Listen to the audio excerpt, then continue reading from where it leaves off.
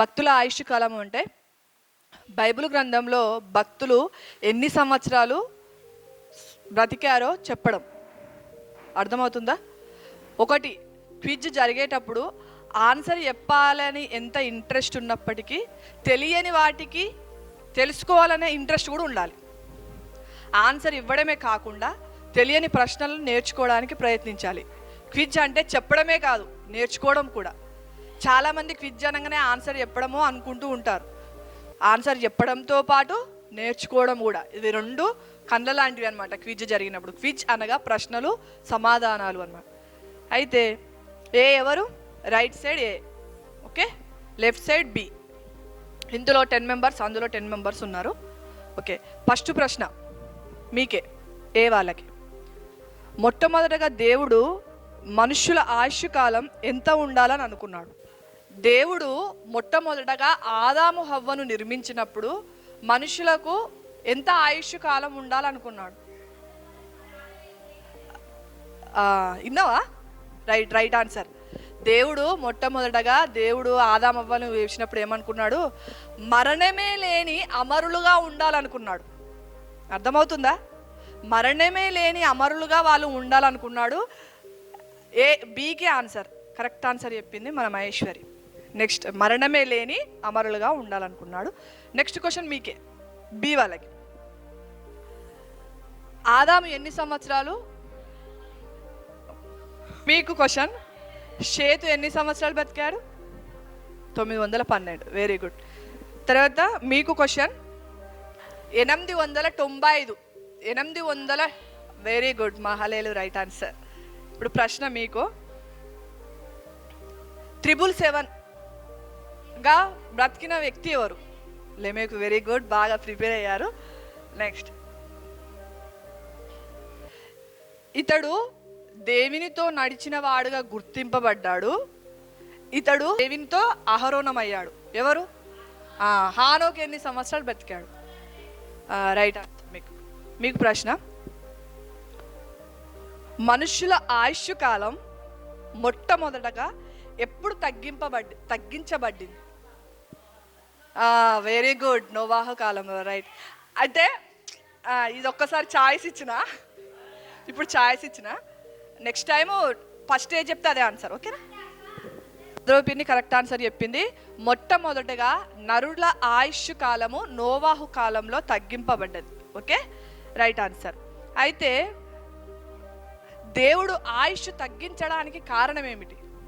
నరుల చెడుతనం చూడలేని దేవుడు తన హృదయంలో నొచ్చుకొని మనుష్యుల ఆయుష్ కాలాన్ని 120 సంవత్సరాలకు తగ్గించినట్టు మనము ఆదికాండం 6వ అధ్యాయం 3వ వచనం మరియు 6వ వచనంలో చూడగలుగుతాం. ఎంతకు తగ్గింపబడింది ఆయుష్? ఎంతకు తగ్గింపబడింది? 120 సంవత్సరాలకి తగ్గింపబడింది. Very good. ఎంతకు తగ్గింపబడింది ఆయుష్ కాలం? 120 సంవత్సరాలకు తగ్గింపబడింది. నెక్స్ట్ క్వశ్చన్ మీకు, ఏనోషు బ్రతికిన దినములు ఎన్ని? 905. Very good. బైబిల్ గ్రంథంలో ఎక్కువ సంవత్సరాలు బ్రతికిన వ్యక్తి ఎవరు? ఎన్ని సంవత్సరాలు? Very good. నెక్స్ట్ క్వశ్చన్, కెయినాను ఎన్ని సంవత్సరాలు బ్రతికారు? Very good.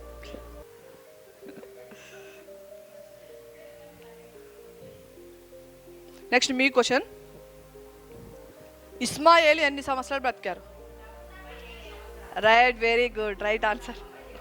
నెక్స్ట్ క్వశ్చన్ మీకే, శారమ్మ బ్రతికిన సంవత్సరాలు ఎన్ని?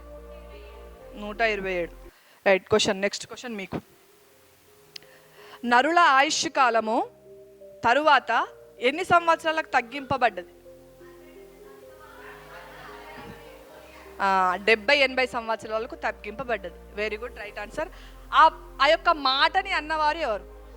రైట్, కీర్తన గ్రంథం 9వ అధ్యాయం 1వ వచనం నుండి మనము ఏ వచనంలో చూస్తామంటే 10వ వచనంలో, తండ్రి మా ఆయుష్ కాలము 70 సంవత్సరాలు, అధిక బలం ఉన్న ఎడల 80 సంవత్సరాలు అని మాట్లాడడం జరిగింది. రైట్, వీడియోని చాలా చక్కగా చూశారు, విన్నారు, దాన్ని గుర్తుపెట్టుకున్నారు. అందుకు మీ అందరికీ ప్రత్యేకమైన వందనాలు. క్వశ్చన్ మీకేనా?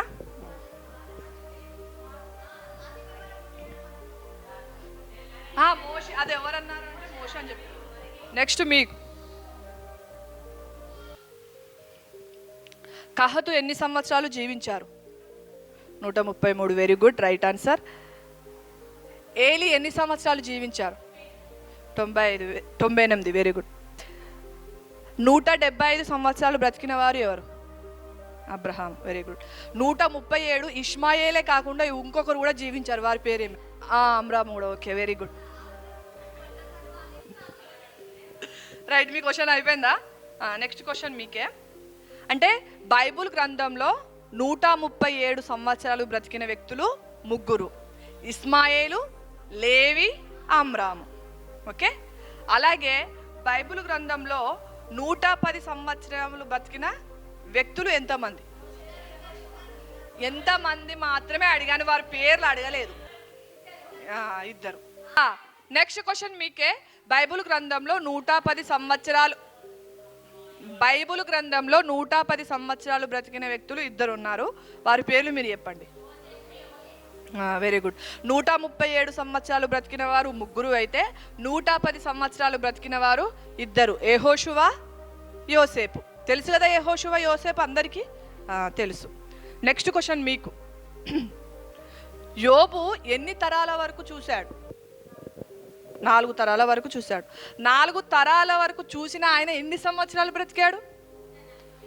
140 సంవత్సరాలలో 4వ తరం కూడా చూశాడు. ఎవరు? యోబు గారు. అర్థమవుతుందా?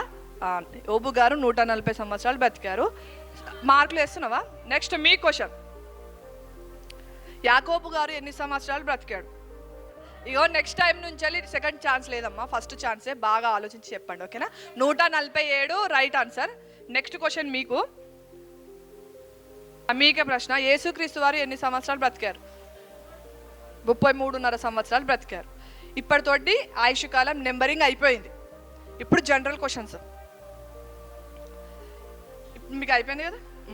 ఇప్పుడు మనుష్యుల ఆయుష్ కాలం ఎంత? యాకోబు రాసిన పత్రికలో యాకోబు గారు మాట్లాడుతూ, మీ జీవం ఏ పాటిది, ఇంతలో కనబడి అంతలో మాయమైపోయే ఆవిరి వంటిది.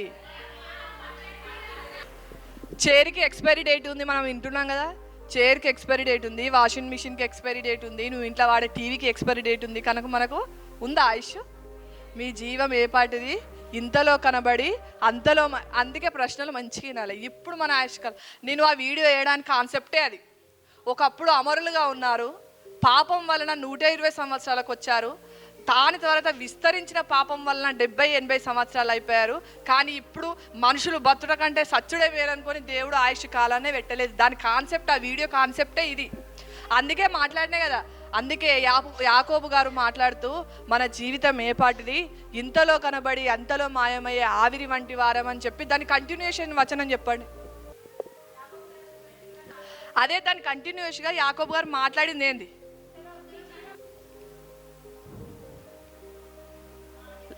ఇచ్చేయాలా? మీరు చెప్పండి. మీ జీవం ఏ పాటిది, ఇంతలో కనబడి అంతలో మాయమైపోయే ఆవిరి వంటి వారే. ఇద్దరికి రాలేదా? కాబట్టి బ్రతికున్న కాలం అంత వరకు ఇది అది చేద్దామని చెప్పింది యాకోబు. మనం ఎప్పుడు చచ్చిపోతాం మనం తెలియదు. దేవుని పని ఇది చేద్దామా, స్త్రీల సదస్సు ఇది చేద్దామా, క్విజ్, ఈ షాట్ చేద్దామా, ఆ వీడియో చేద్దామా, ఈ వాక్యం ప్రకటిద్దామా, సువార్త ప్రకటిద్దామా, మీటింగ్స్ చేద్దామా, డబ్బులు ఇద్దామా, పాటలు పాడదామా, వాక్యం చేద్దామా, ఏం చేయాలి? ఇంకా ఇది అది చెయ్యాలి. ఇది అదంటే ఏదైనా కావచ్చు. మన తలాంతులో దేవుడికి ఇచ్చిన మన తలాంతులు మనము వినియోగించుకోవాలి.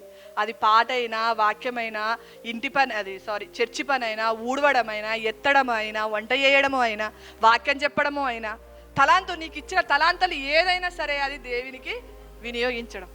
రైట్. దీన్ని ఎవ్వరు చెప్పలేదు. ప్రశ్న మీకేనా? ఆవిరి వంటిది కాక ఇంకేమంటారు మనిషి జీవితాన్ని? నీటి బుడగ లాంటిది, అల్పమైనది. Right, very good. ప్రశ్న మీకే. ఇప్పటి నుంచి డిఫరెంట్ క్వశ్చన్స్, అందులో లేని క్వశ్చన్స్ అడుగుతా. ఆయుష్ కాలం గురించి.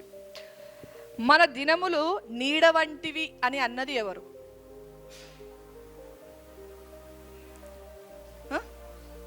కాదు, యోబు. Right answer. వచ్చింది ఆన్సర్. పరుగు మీద పోవానికంటే నా దినములు త్వరగా గతించుచున్నవి అన్నది ఎవరు? పరుగు మీద ఇప్పుడు రన్నింగ్ పోటీ, ఆ పోటీ ఈ పోటీ పెట్టుకున్నప్పుడు ఎంత స్పీడ్గా వెళ్తాం, దాన్ని పరుగు అంటాం అనమాట. పరుగు మీద పోవు అని అంటే రన్నింగ్ రేస్లో పాల్గొనే ఆ సమయం కంటే నా దినాలు అంత త్వరగా గతించుచున్నవి అన్నది ఎవరు? దావీదు కాదు. మీరు చెప్తారా? ఈ మాట కూడా అన్నది యోబే. పరుగు మీద పోవానికంటే నా దినములు త్వరగా గతించుచున్నవి అన్నది ఎవరు? యోబు. ప్రశ్న మీకు, నరుల ఆయుష్ కాలము పరిమితి గలది, మించజాలని వయపరిమాణము నీవు వారికి నియమించి ఉన్నావు. నరుల ఆయుష్ కాలము పరిమితి అంటే ఎంతో కొంత చెప్పవచ్చు. నరుల ఆయుష్ కాలము పరిమితి గలది, మించజాలని వయపరిమాణము నీవు వారికి నియమించి ఉన్నావు. దావీదు గారా? Wrong answer. మీరు చెప్పండి.